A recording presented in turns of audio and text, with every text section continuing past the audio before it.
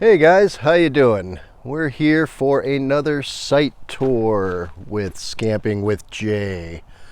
I am back at 44 North here in Tigerton, which I don't actually think is Tigerton outside of just the zip code. I noticed little red signs on the roads. I didn't catch the name, but it's actually a different little city here.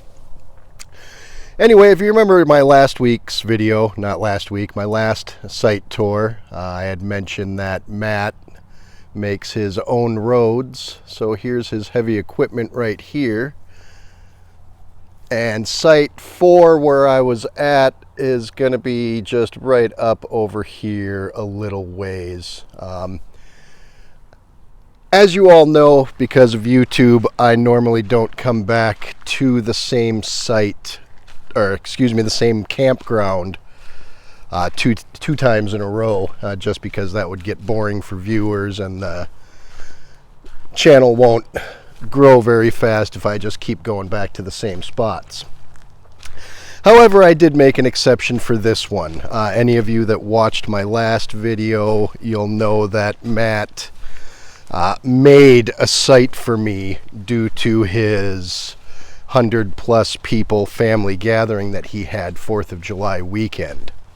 And this is that site that I'm taking you to. This is the one that he made specifically for me. I just checked Hipcamp. It is still not on there. He still only lists 6 sites. And this will be mystery site number 7, or as I like to call it, site J. Since he did put this together for me. Again, he has made all these roads himself, and we're just traveling back a little ways.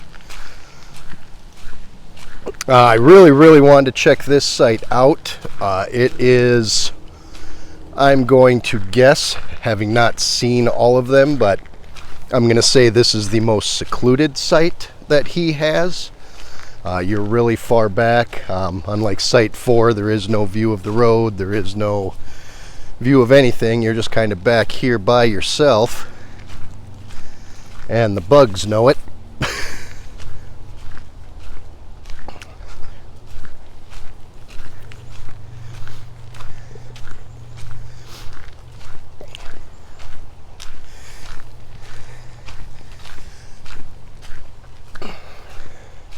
It's a beautiful weekend for camping. Weather is awesome. Sun's a little hot, but I'm doing my best to stay in the shade.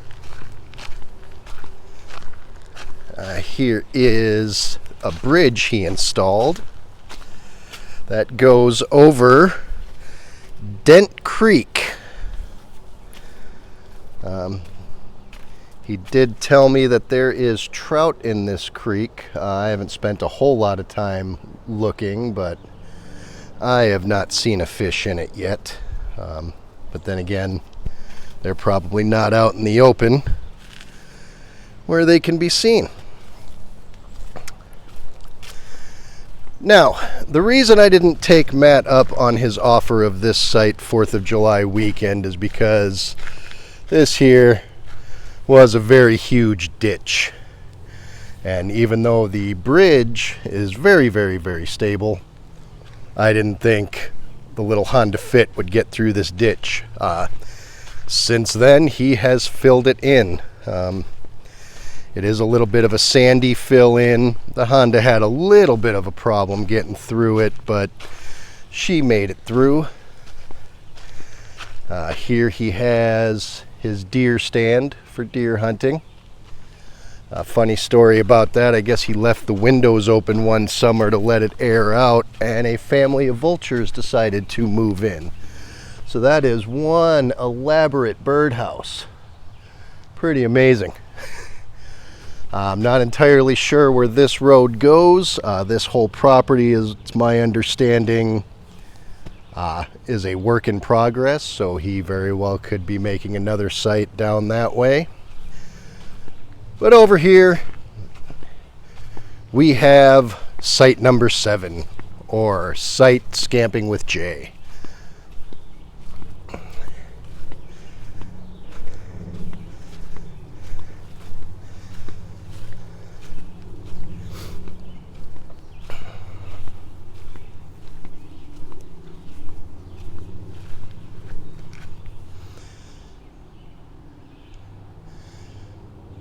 As you can see, it is very wooded, it is very shaded, it is very secluded. There is nothing around.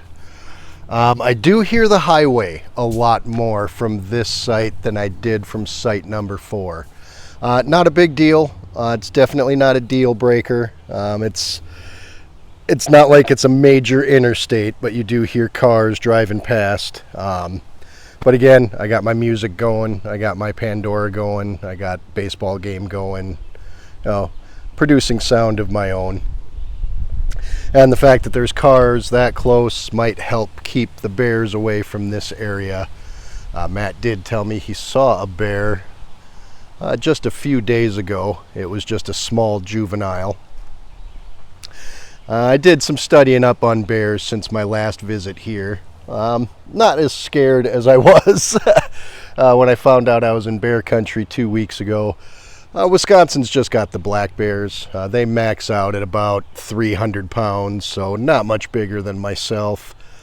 Their claws are pretty dull, so they're not going to tear you up like a grizzly would. And most of the time, they want as much to do with you as you want with them, so you just make some noise every once in a while. I don't have to worry about that because I've got music or a baseball game or something going. Just let them know you're here and they'll turn around and go the other way.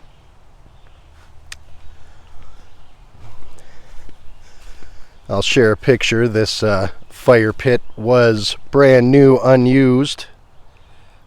Sorry about my trash. Watch my granola video. That stuff's pretty good. But I will share a picture of the virgin fire pit. Back here you've got another ATV trail of some sort. No idea where that goes. Bugs are pretty thick back here. So not trying to wander around too much without bug spray. So the pros of this one, definitely more secluded, definitely more alone. Yeah, that's its definitely big pro. This whole campground, Matt's entire property, is just one giant pro. It's a great time. Awesome host. He does leave you alone, but if you do need him for something, he's only a message away. I did need him for something. That is his water jug, because I managed to stop at 3 stores and completely forgot to buy any type of water, so I showed up here with a bunch of beer and nothing to rehydrate with. So I'm very thankful for that. Awesome host would do something like that. I know there's a lot of people in this world that would be like, I'll give you directions to the store. But cons of this one. The same con again. This is brand new, so it's a little unlevel.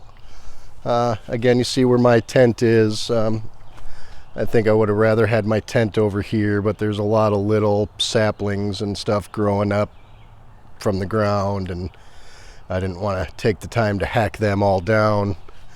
I don't know if you can tell, but there's a little bit of a slope right here. So I couldn't get my tent really closer to the fire pit if I wanted to, because then it would be, leaning a little bit. Another con, and it's again not a deal breaker, the phone service, internet service is kind of sketchy at this site compared to site number 4. Probably because site number 4 is up on a hill. Over there I did have some...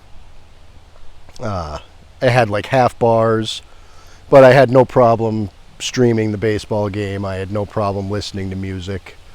Last night I wasn't completely out. I did watch the Brewer game. Picture was a little choppy. Commentators sounded like they were underwater, hanging out with SpongeBob. And then when it came time to listen to music afterwards, like most of the time the music was doing just fine. Did run into some buffering issues every once in a while. And I think it was 2 or 3 times last night I did just completely lose internet and nothing would work, and then it would come right back. Again, not a deal breaker. You do still have phone service back here. You still do have internet back here. But when you're 8 beers deep and your music isn't playing, it can be a little frustrating. So if you're heavy on the electrical equipment like I am, for phone and internet and entertainment and all that, this probably isn't the most ideal spot. I have Spectrum, which supposedly works off of the Verizon towers. So I don't know what carrier is what as far as phone service goes. I know they all have their good spots, they all have their bad spots. But site number 7 here at 44 North is not the best spot for Spectrum/Verizon. But anyway, we're going to go ahead and wrap that one up here. I am going to sit around and probably watch a movie while I keep looking over my shoulder for any curious black bears trying to sneak up on me. Thanks for watching. We will see you next time.